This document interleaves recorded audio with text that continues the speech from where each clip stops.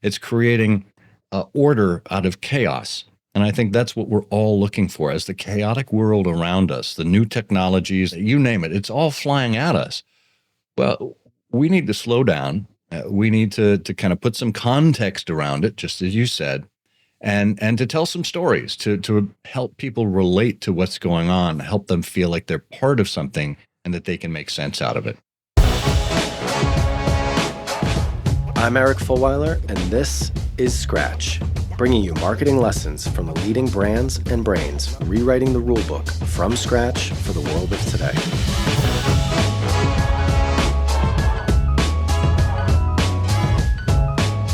Hey everyone, my guest today is Scott Monty, a name you probably recognize. Scott became quite famous in our little corner of the marketing world when he became the first executive at Ford Motor Company to lead digital communications and social media. And he became a pretty well-known thought leader and advocate for big brands and businesses using social media for marketing, which back then, and those of you who were around will remember, it was heavily debated and questioned. And so Scott did a lot of great work at Ford. We're going to hear him talk about his time there, also his time working with Alan Mulally, who is a fantastic CEO who came in and really helped to turn that business around. And since his time at Ford, Scott has done a ton of work and really interesting thinking and writing around marketing, leadership, and the meat of our conversation today, which is this concept of timeless human nature and adapting it to the trends of the day. So I really enjoyed this conversation. Really interesting to hear his thoughts on timeless human nature and how to use it for marketing, how to use it for professional and personal growth. And it's just refreshing to hear a little bit of a different perspective on kind of what people should be thinking about. You will also hear about why Scott uses a 1937 typewriter and wears a bow tie. Please enjoy my conversation with Scott Monty. Hey, before we get to today's episode, I wanted to take just a second and ask a favor. If you're listening to this, I really appreciate it. This is a new podcast. We at Rival are a new company. It's hard to get this all off the ground, and I really appreciate the support. To ask an even bigger favor of you, if you could please, if you're enjoying the content that we're putting out, if you've listened to a couple episodes, or even if you're new, could you please take a minute to share Scratch with someone else that you think would enjoy it? That would mean so much to us. Get the word out, start to build our audience. I'd really, really appreciate it. So if you could just take a minute, you can pause this. Just think about, is there someone else out there, another marketer who you think would find this content valuable? And please send this along to them. I really appreciate it. Now on to the episode. Hey, Scott, welcome to the show. How are you doing today? Eric, it's a pleasure to be here. I am doing just fine today. How are you? I am doing really well, although I'm very self-conscious of my voice talking to you because I felt this way, and also Leanne, our producer, flagged this in the brief for me. You have an amazing voice. Why, I'm sure you've heard that before. Why, thank you very much. Yeah, I get it quite a bit. You know, I've been podcasting since 2007, I think. And I'm no stranger to the microphone. I used to announce for halftime at Boston University back in my college years. Really? And, that's a fun fact. I just enjoy doing voiceovers whenever I can. It's more of a hobby than an avocation at this point. But hey, you go with what you've got. So you tell me a couple more years in podcasting and I'll sound like you? Sure. Whatever you say.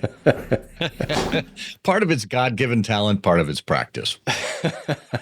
I came out of the womb actually speaking like this. Hello, mother. There you go. Well, listen, Scott, we've only hung out a couple times, but I was really looking forward to this conversation, and I really appreciate you making the time. I've known of you for a long time, coming up in the early days of Web 2.0, as we called it back then, social media. You were kind of one of the big guys, one of the big names in all the work that you did at Ford. And I'm sure that we'll touch on that a little bit, but where I think we want to focus the conversation today is a lot of the thinking, the writing, the content, and the work that you're now doing as CEO and principal of Scott Monty Strategies, and really focused on this initiative and topic of timeless human nature. So I've got some notes in here of things that we'll touch on and kind of segments that we'll take branching out of that overarching topic. but I'd love to just start there. Maybe just a bit of an overview for people who haven't heard of you before, or maybe people who want to know what you're up to these days. And then I'd love if you could just spend a minute or two unpacking this topic of timeless human nature, what it means to you, and why you think it's so important. Yeah, absolutely, Eric. So, in order to frame this, I'm going to go way back to my college years. I mentioned going to Boston University. While I was there, my intention was actually to become a doctor. I was following the pre-med pathway, which isn't a major. Pre-med isn't a major. You have to choose a major. And after listening to the ill-advised advisor who said, "Well, why don't you choose biology?" like everyone does, I switched out of biology and I chose classics because I had taken a couple of years of Latin as a high schooler. I always enjoyed history. And I thought, well, what a great opportunity now to explore the breadth that a liberal arts college allows me to do while pursuing a pre-med path. Well, it turns out that I actually enjoyed that more than I enjoyed the sciences.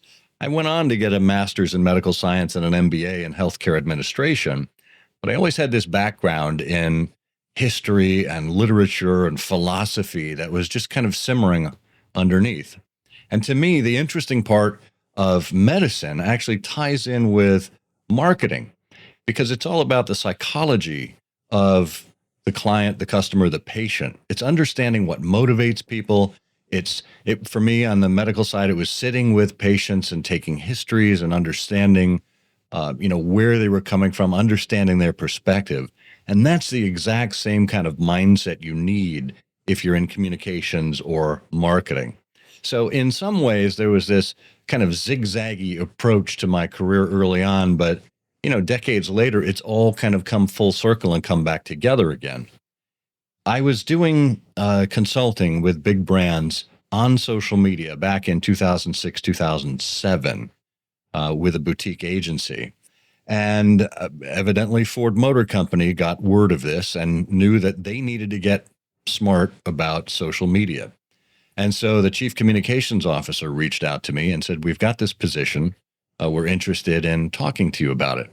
Now, I was living in Boston at the time. I'd been there for 20 years, really never thought I'd have to leave Boston or New England. It seemed to have just about everything I could want. And when he said, "We've got this big executive job," my question was, "Do I have to move to Detroit?" And he's like, "Yeah, this is like at the world headquarters. It's like a serious thing." And I'm like, "Yeah, not interested." And he goes, "Are you sure?"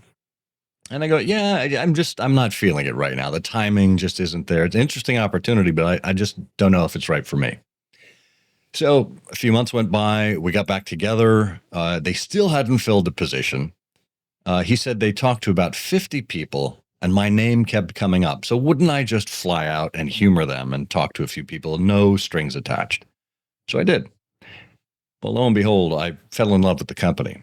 I was wowed with the business plan. I was even more impressed with the people on the team there, all of whom seemed to be talented. But most of all, they were excited. They were motivated. I'm like, you can't create that kind of passion out of nothing. There's really something special going on here. So a couple of months later, I joined. And about 10 days after that, the company filed its largest ever quarterly loss, and the car apocalypse was on in 2008. So I spent 6 years there at Ford, heading up social media and digital communications globally with a wonderful team of people who really advanced not only Ford in what it was trying to do and telling our story, but advanced a number of industries as the company and our team became examples just across all kinds of other industries. And since then, I've been out on my own consulting.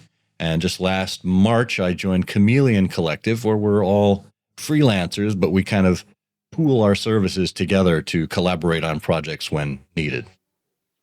Amazing. So a couple things that I'll pick out of that, and then we can go into talking about timeless human nature. So the first is, and I mentioned this the last time we chatted, one of my favorite business books is called American Icon. And it's the story of Alan Mulally coming into Ford.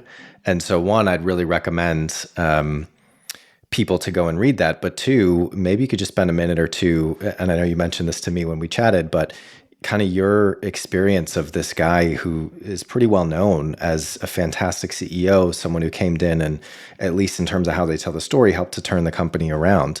What was some of your experience, and how did his leadership style, knowing that you worked really closely with him, impact your thoughts on leadership and this topic of timeless human nature that we're going to get into? So the first thing you have to understand about Alan is what you see is what you get. A lot of people would see this cheerful, rosy demeanor, a guy who just seems so likable, so affable. That's exactly how he was behind the scenes. I mean, he could be tough. Obviously, we needed to show results. We needed to make progress on our plan. But he had a way about him that simply made you want to succeed. It made you not want to disappoint Alan, right? It became very personal in its nature because Alan was very personally interested and personally involved in so many of his employees. I would walk down the hall with him after some big meeting. And this is, the first floor of the world headquarters of Ford. People are pouring out of the cafeteria, whatever. And Alan would stop. He would go up to them and shake their hand and go, "Hi, I'm Alan."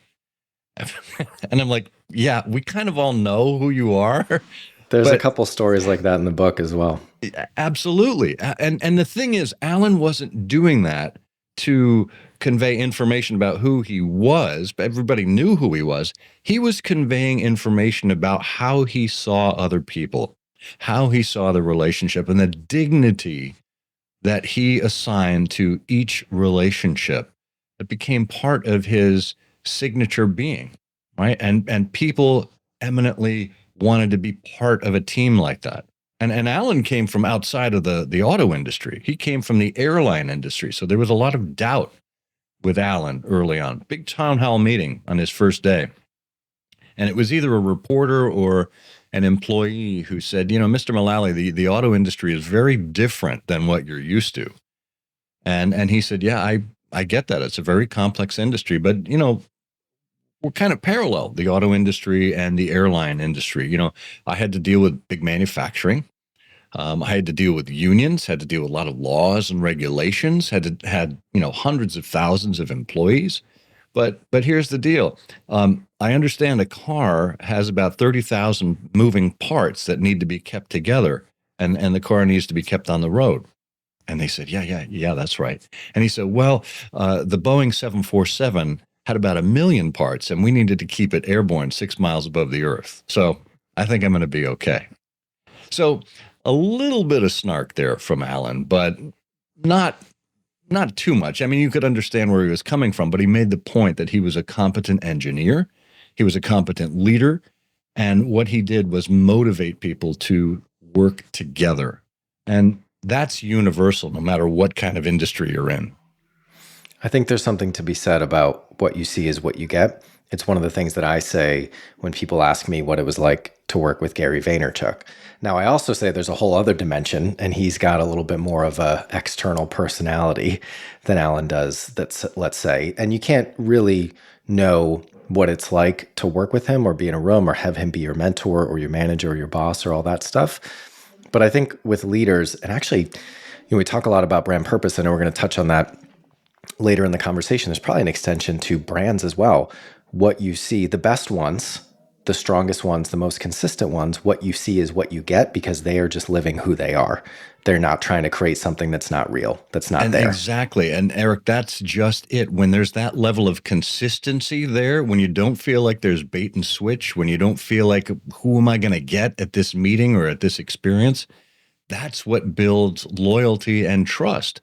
And people love to feel like they are part of an ongoing story. And if they know where they are in the story, beginning, middle, or end, then a lot of uncertainty gets reduced. And believe me, in the era we're living in right now, we need a lot less uncertainty out there.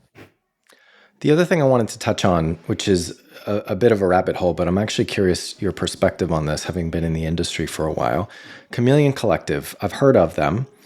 And I think there are a lot of businesses being set up that are this kind of, proven freelancers who kind of work together, but it's not the, hey, we're going to build a team of 100, full-time employees.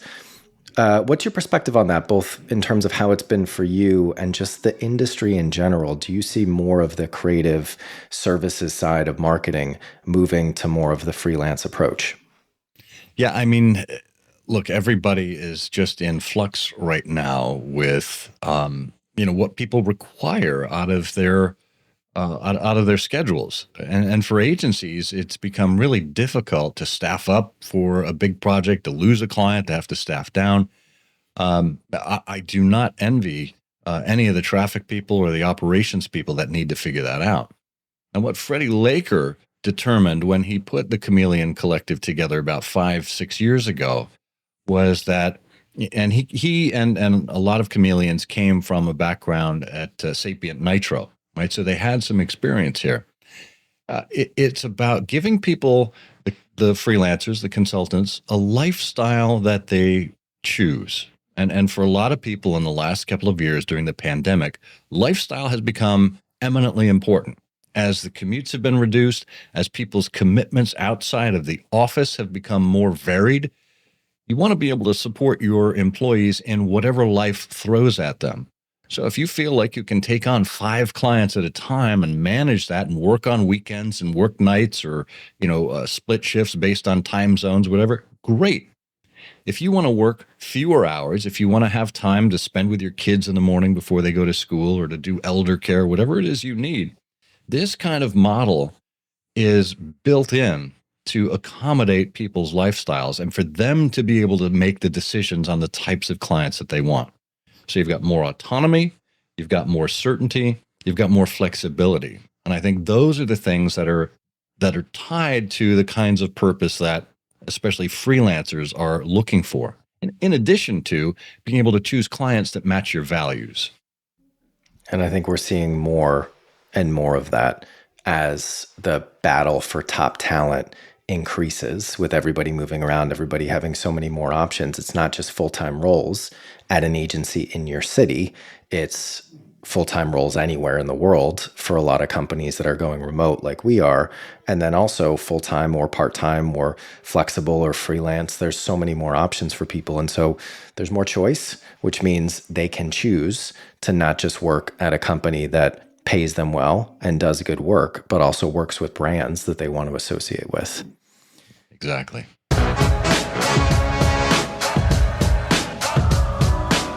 Hey, just want to take a quick break from the episode to talk to you about our partnership with Attest. We have partnered with Attest, a powerful consumer research platform, to start producing our own proprietary research on challenger marketing. Each week on Scratch, we are highlighting an Attest report that adds context to the conversation with that guest and that episode. So for today's conversation with Scott, I wanted to highlight a stat from Attest's Marketing Today study that talks about how Facebook is the preferred social platform for 58% of consumers, but only 34% agree that they can trust Meta with their personal information. So everything I'm talking to Scott about when it comes to timeless human nature and how important those mechanics of human psychology and behavior actually are, trust is such a huge piece of it. To find out more about this study or Attest in general, head on over to askattest.com. Here you can run a free survey to access 110 million consumers in 49 markets to remove the guesswork from your business growth.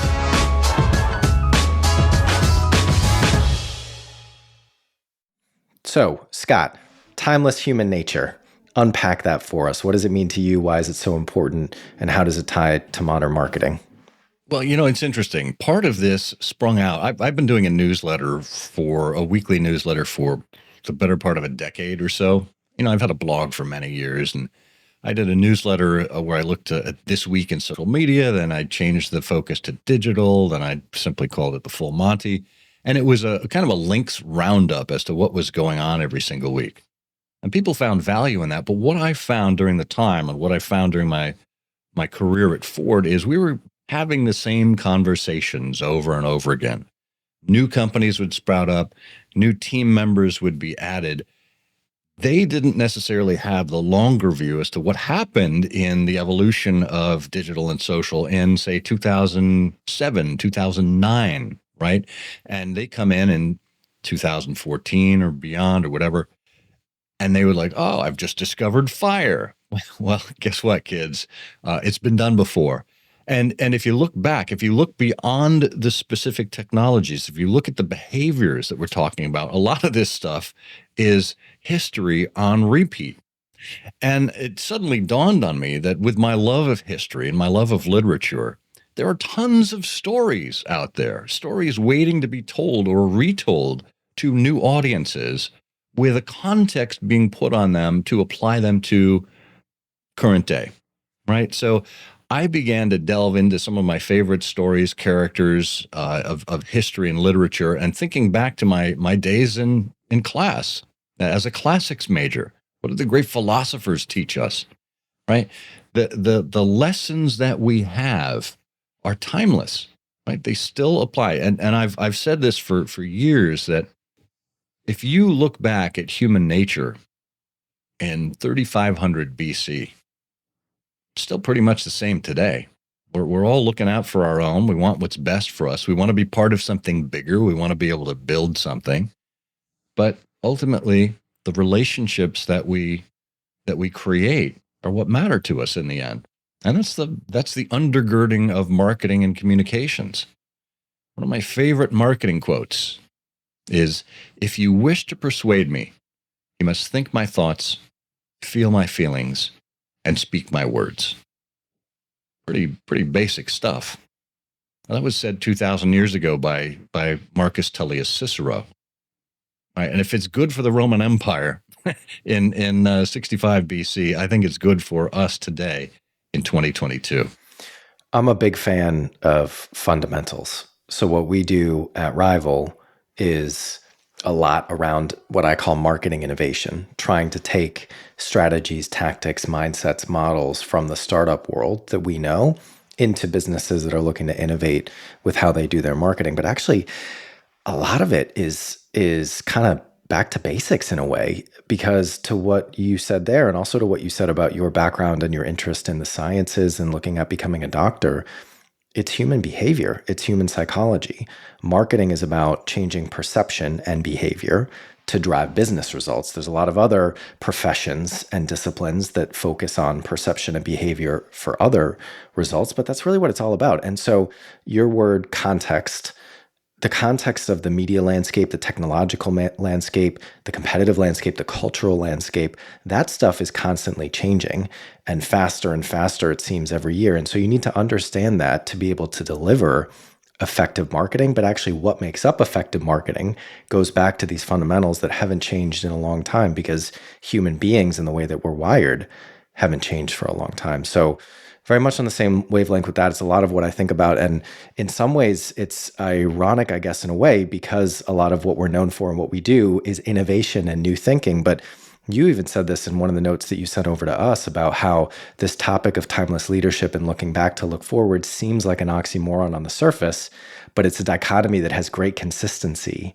and great meaning. So I think it's a really interesting point of view and a really interesting topic that you're digging into. Thank you. And, it just sprung to me while you were talking, one of the interesting overlaps of, say, science and literature comes from Sir Arthur Conan Doyle. I'm a huge Sherlock Holmes fan, and Conan Doyle was a struggling doctor in his early years, and he had no patients coming into his waiting room. So what would he do during that time? He'd write.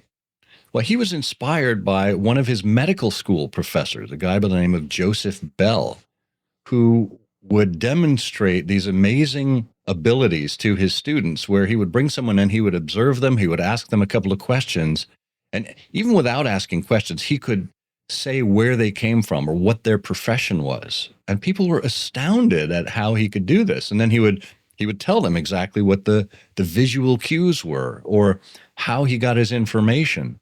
And suddenly it became revealed to them how the scientific process could actually be applied to, well, in Conan Doyle's case, to storytelling. And that's how he created the character of Sherlock Holmes. And again, it's creating order out of chaos. And I think that's what we're all looking for as the chaotic world around us, the new technologies, the Web 3, you talked about Web 2 before, now we're on to Web 3, cryptocurrency, NFTs, you name it, it's all flying at us.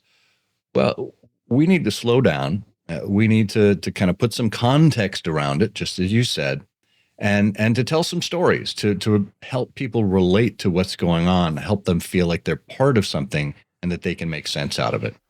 How are you applying this thinking? And I think you were kind of going in that direction with what you were saying at the end there. But how are you applying this concept of timeless human nature and your perspective and thinking about it to marketing and driving growth of the business for the clients that you're working with? Well, largely, and this is something I've been saying for 15 years or more, is for people not to focus, for marketers not to focus so heavily on the platforms, on the tools, to focus on the fundamentals, just as you said before. It's about building a relationship. It's about telling a story that people want to hear. And look, I get it. Every brand manager wakes up excited about what it is that they're working on, the project they're launching, the new website release. But really, for the rest of us that are not the manager of that brand, does it really matter? Does it bring us any value to know that you've launched a website or that you've got a new product? Well, probably not, unless you're Starbucks. People don't wake up thinking about your brand, right? So how you actually take that and contextualize it for people, give them a sense as to how it helps make their life better, how you save them time, how you save them money, how you do something that relates to something that matters to them. And it could be something purpose driven too, if that's the way people are seeking out your product. But keeping that in mind rather than saying, hey, we've got an NFT. Well, most people don't even know what an NFT is, let alone what it's useful for. And as excited as you may be about that new development, you got to realize where most of the real world is living. It's perspective, right? And being customer centric, which so much innovation comes back to, whether it's on the product side or the marketing side. It's really understanding, and it talked about empathy and kind of really understanding, stepping into the shoes of your customer. So much, and I'd probably argue almost all good marketing comes from that. It's interesting. I met today with a scale up here in the UK, and one of the conversations that we were having is they're trying to understand the transition from a third party cookie driven performance marketing world, because they built a lot of their business on the back of Facebook and Instagram ads over the last couple of years. And obviously that is changing very quickly.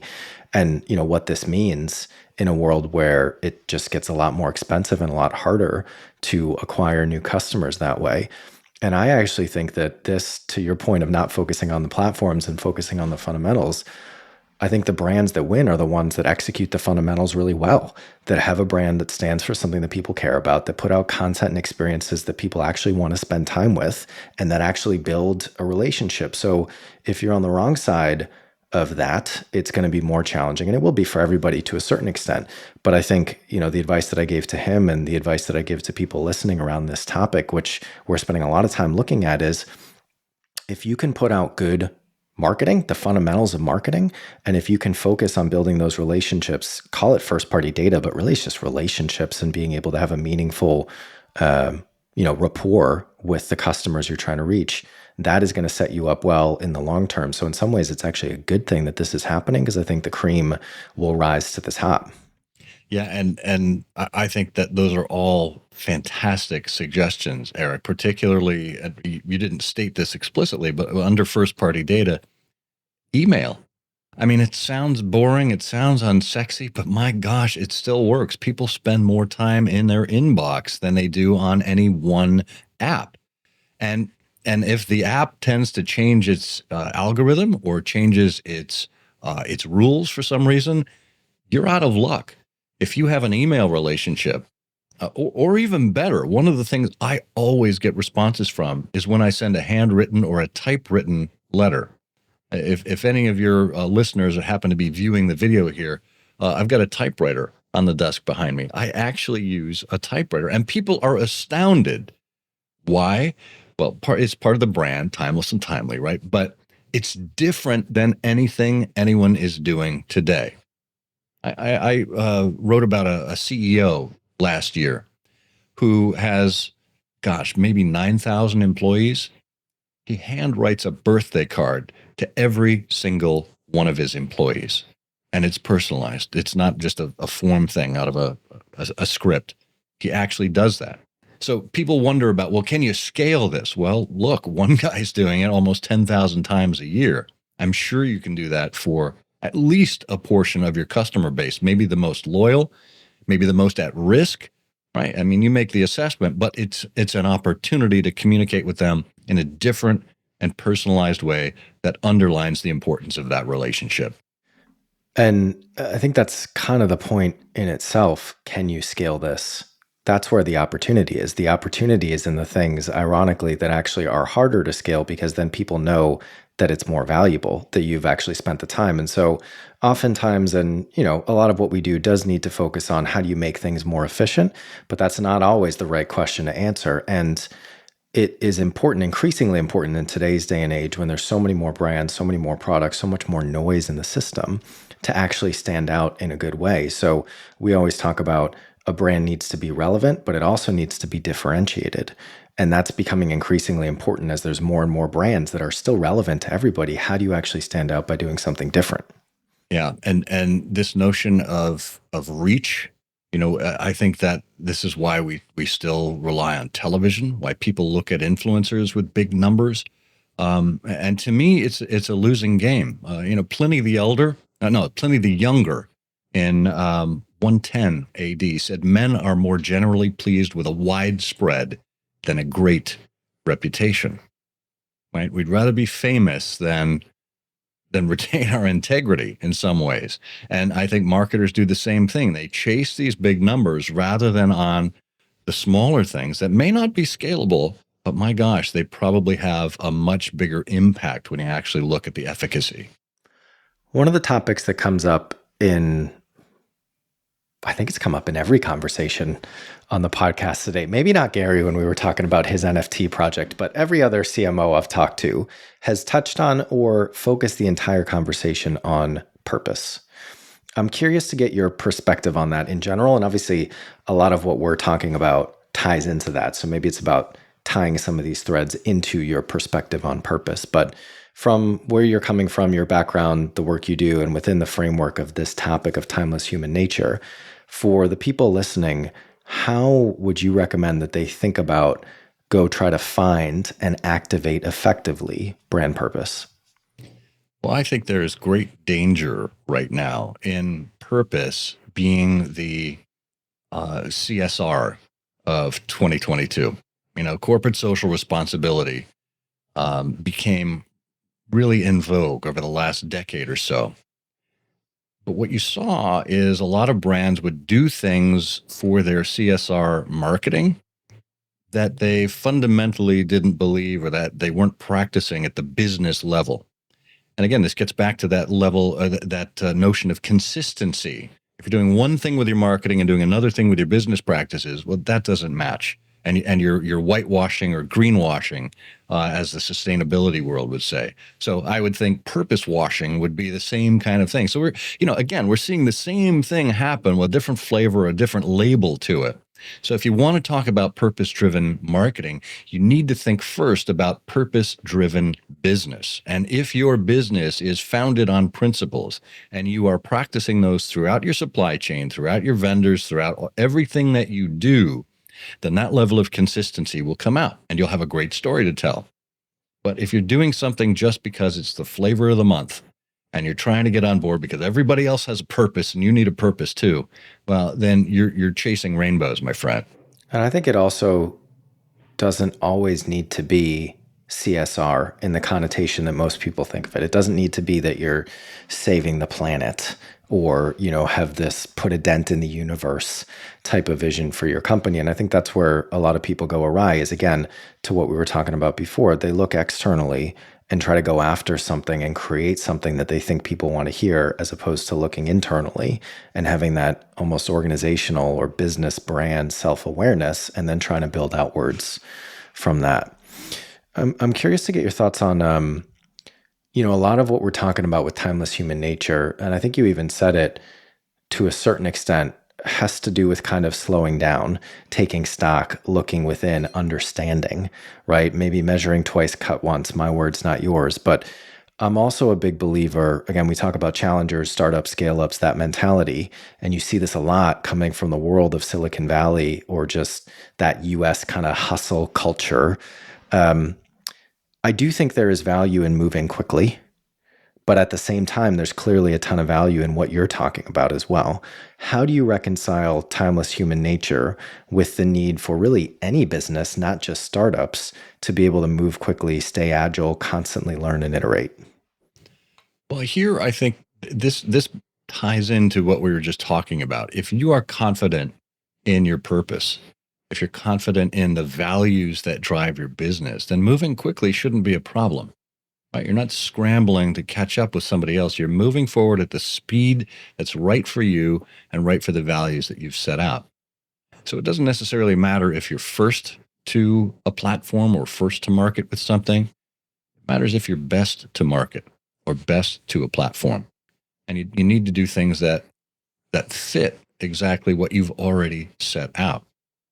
And for me, I coach a lot of leaders on stepping back and, the old 24-hour rule. If something has riled you up, are you responding right away as kind of a knee-jerk reaction, or are you spending time reflecting on it?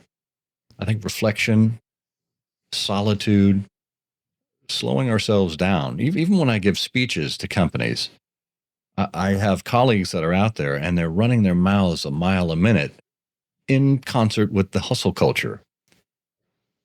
I actually bake in pauses into my speeches. I let something sink in because, people are just bombarded with so much information every day, whether you're an executive or an intern and everyone in between. It's really difficult to process a lot of this stuff. So spending time not only knowing, as the great philosophers say, know thyself. I think that was Aristotle. If you know your purpose, if you know what your brand stands for, then reflecting on when these things come in, when these opportunities arise, and understanding where it fits and why. I was, in my time at Ford, I would get people dropping by my office all the time from various departments saying, we need a Facebook page. And again, this was a knee-jerk reaction. Why do you need a Facebook page? That would be my question. And the why would ultimately spur a conversation that bore deeper into what was trying to be accomplished. And I think if we spend time asking ourselves why, as Simon Sinek says, start with why. And that's not only the why of your brand, the why of your purpose, but, the reason behind why you need to do something in the first place. So I think taking the time to take stock of this, figure out where it fits, figure out how it maps to your business practices and your values, then it should almost write itself. The answer to most things is usually always both, right? It is important to move quickly, but it's also important to move slowly. It's about how and when you apply each of those things. And with some initiatives and some opportunities, maybe you need to move slow and then you need to move fast, or you need to move fast and then you need to move slow. But I agree with everything that you said. And I also think that there is not enough of a balanced perspective on this conversation. There's not, I don't think, enough people kind of talking about things the way that you are. So hopefully that's really helpful to people listening. I'm curious. Here's one other thing, if I may, Eric. Years ago, actually, before I got to Ford, there was a book, I think it was put out by some IBM employees about failing faster. And it's this notion, much like we see at Facebook, move fast and break things. Well, the way Facebook has stated it in the past sounds almost irresponsible. And given what we know about Facebook now, I think we could agree that it was I think irresponsible. they ended up changing it, actually. I forget what it is now, but it's not that did. Anymore. Wisely so. But the mantra remains. You talk about values, you talk about what a company stands for. I mean, that's played out. But here's the thing. At your company, are you giving employees an opportunity to fail? Are you allowing them to try things and to stumble a little bit? Because it's from failure that we learn how to succeed. And if people are simply failing and failing over and over again, well, that's a problem. But if they're failing and learning from it and taking those lessons and applying them to, the next iteration, or sharing them with team members so everyone else can learn from them, then that's the way to fail. And it's this notion of being vulnerable and allowing your employees to feel that it's okay to be vulnerable rather than to be bulletproof every single time. Do you see any similarities with the trend of Web 3.0 to what you saw with Web 2.0 from kind of a business perspective? I mean, like, is there the next iteration of Scott Monty that's going to forward to be the head of Web 3.0? Like, do you think that brands and businesses should be thinking about this as if it was 2006, 2007, 2008 all over again in terms of the opportunity long term for marketing and a whole kind of new platform and a way of connecting with consumers? I definitely see people out there trying to understand it. I also see the pattern of Web3 gurus or experts. If you're just listening, those are air quotes around my words. Um, when this whole thing is just at its infancy, I think we have an opportunity not to make the same mistakes over and over again that we did with Web 2, which basically was a land grab by many marketing departments, well, pretty much every marketing department, to simply use the Web 2.0 platforms as advertising platforms. We very quickly forgot about the community aspect of these platforms and the relationships that we could develop. And again, largely because they saw it as a scalability opportunity, an opportunity to reach more people more cheaply or in a more targeted way. I really don't know enough about all of the aspects of Web3 to know exactly where it's going to go. I think brands absolutely need to be paying attention. I think they need to be experimenting.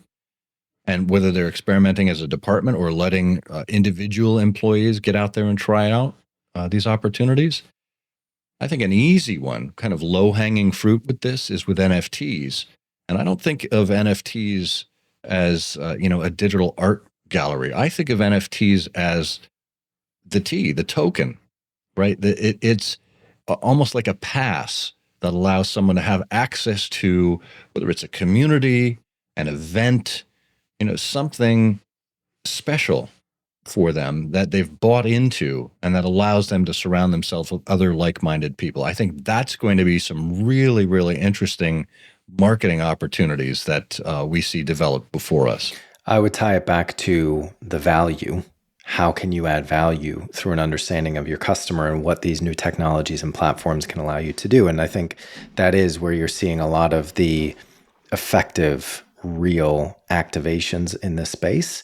Often, many of them using the token aspect of it and giving people access in order to create value. But I do think we are seeing a lot of the same trends that we saw with Web 2.0 in terms of the gurus and the land grabs and the marketing for the sake of marketing or the innovation theater.